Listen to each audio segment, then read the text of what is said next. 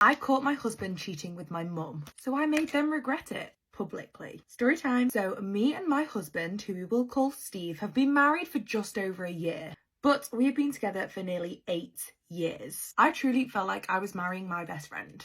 And then there's my mum. The problem is she's always been very, very flirty with literally everyone. And yes, that very much does include Steve. It was all fun and games until things really started to feel completely off. Steve started to change whenever my mum would be around. I'd catch them whispering together. One time I even caught him texting Kurt and he was like, "Oh, it's just a surprise for you." Turns out that my surprise would be a mental breakdown. Isn't that fun? So one afternoon I came home early from work and I could hear all this knocking about going on upstairs. I thought, for God's sake, the fucking cat's knocked something over again. Oh Lord, do I wish it was a cat. So I decide to go upstairs and see what all the commotion is. And this is when I find my mum and my husband in bed together. Girlies, when I tell you, I couldn't even scream. I couldn't scream, there was no words. I just stood there. I shit you not, like this. Steve starts grabbing every item of clothing that he possibly can. My mother, woman that birthed me, looks me dead in the eye and says, "You were always too soft for him, sweetie."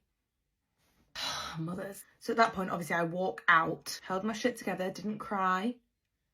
I began to plot. And here is how I got the revenge. I waited until my cousin's engagement party. Big family event. I told my mum that I wanted to forgive her and asked if she would do a speech at my cousin's party with me. She agreed, obviously, because this bitch loves attention. So during the speech, my mum is talking, whittering away, and I grab the mic and I say, "Actually, before we toast to love, I'd like to raise a glass to my mum for showing me exactly what betrayal looks like. Because if you ever stab someone in the back, make sure that they don't own the deeds to your house. Because yes, when my father died, the house got put in my name." In that time, my husband and my mum had moved in together and my mum had been paying me rent for the past 5 years. So as their legal landlord, I made the decision to evict them immediately. Steve is now living in his best friend's garage and my mum can't find anywhere to live because I refuse to give her a landlord reference. And me, well, I am sleeping very, very well in my gorgeous king-size bed with new bedding, which I did make sure to change. So what do you think? Did I go too far here?